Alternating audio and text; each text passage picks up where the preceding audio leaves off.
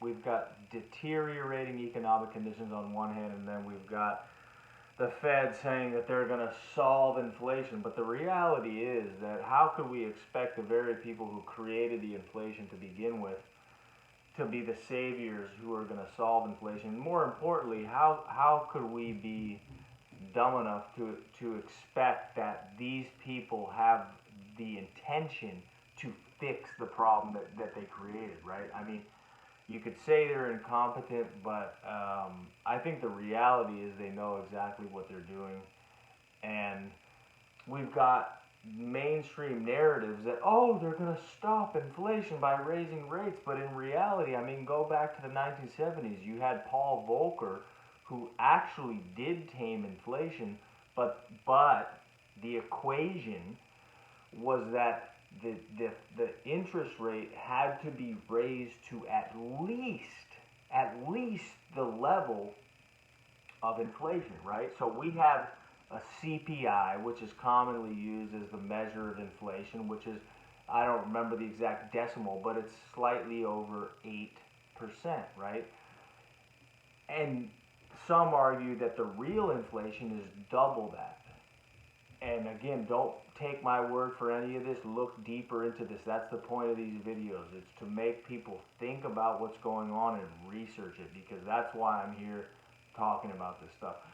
Because I spend time looking at this stuff because this matters, right? This affects the future.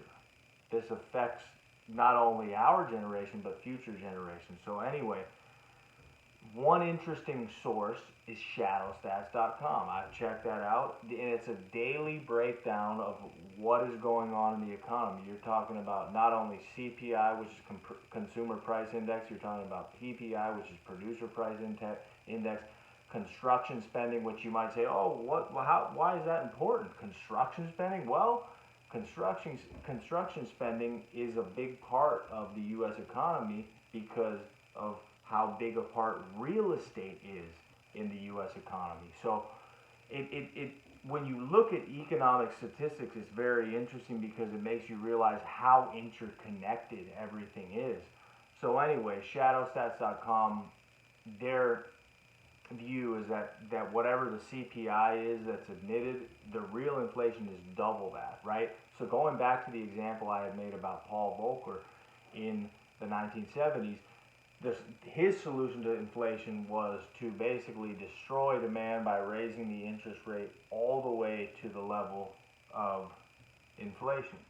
Now, where the Fed is now at 4%, and even the admitted consumer price index is at 8%, they would have to double interest rates. Just think about this. They'd have to double interest rates just to get it to be to where the admitted inflation figure is, which is around 8%, a little bit higher, and where the others say the inflation rate really is, which is 16%, they would have to quadruple the interest rate.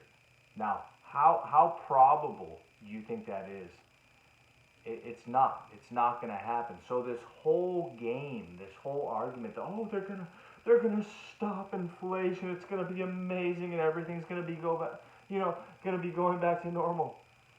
No, that is not at all what's happening, and that this level of deceit that is happening is extremely disconcerting, I think, to anybody who is paying attention. And it's disconcerting because when you realize that this is being done deliberately, again, the people who created the problem are coming along saying they have the solution to the problem. And again, if you do a little bit of research and look a little bit into it, you realize they're not even doing anything to solve the problem. Although on the mainstream propaganda channels, it may appear that they're doing something to solve inflation. But again, you have to look at the whole spectrum of what's going on. It's the organization, the private organization, again, the Federal Reserve. They were clever enough to take the name federal, but they're not. They have nothing to do with the government. I mean, yeah, they might run the government. They might run the governments of the world, but they took the name federal to fool everyone and pacify everyone. Oh, it's part of the government.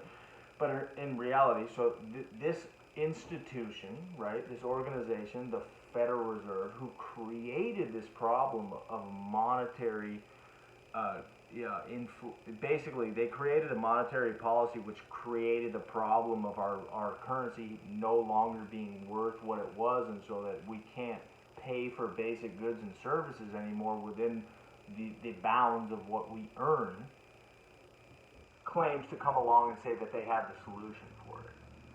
So this is something that, I mean, the place that we are at in the world right now is absolutely a a historical time and place where we are right now. And I think it's very important to understand how we got here, where we are, and where we're going. So I appreciate you listening to this video, and I will have much more to say on this topic, and I will see you in the next video.